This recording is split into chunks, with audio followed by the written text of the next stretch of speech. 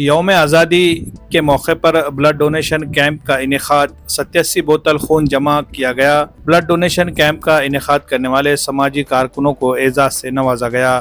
ناندیڑ شہر میں ڈاکٹر بابا صاحب امبیڈکر چوک سے چھترپتی شیواجی مہاراج پتلے کے درمیان واقع ایڈوکیٹ محمد قاسم وسیم بابو سیٹھ کے دفتر کے سامنے 15 اگست کو بلڈ ڈونیشن کیمپ کا کامیاب انعقاد کیا گیا۔ اس کیمپ میں شہریوں نے بڑھ چڑھ کر حصہ لیا اور مجموعی طور پر 87 بوتل خون عطیہ کیا۔ یہ بلڈ ڈونیشن کیمپ سرکاری اسپتال گورنمنٹ میڈیکل کالج ناندیڑ کے بلڈ بینک یونٹ کے تعاون سے منعقد ہوا۔ یہ پروگرام سماجی کارکن ایڈوکیٹ محمد قاسم وسیم بابو سیٹھ اور ہیپی کلب فاؤنڈیشن کے صدر محمد شعیب کی اجتماعی پہل پر عمل میں آیا۔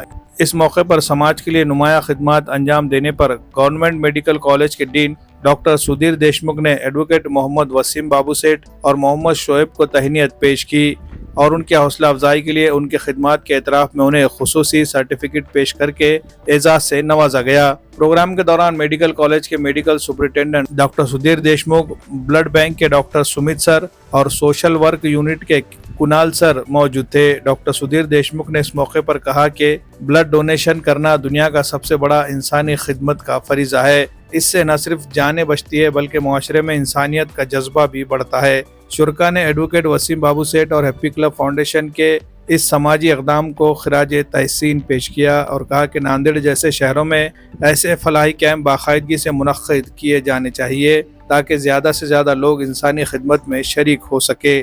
Bureau report, MCN Urdu news.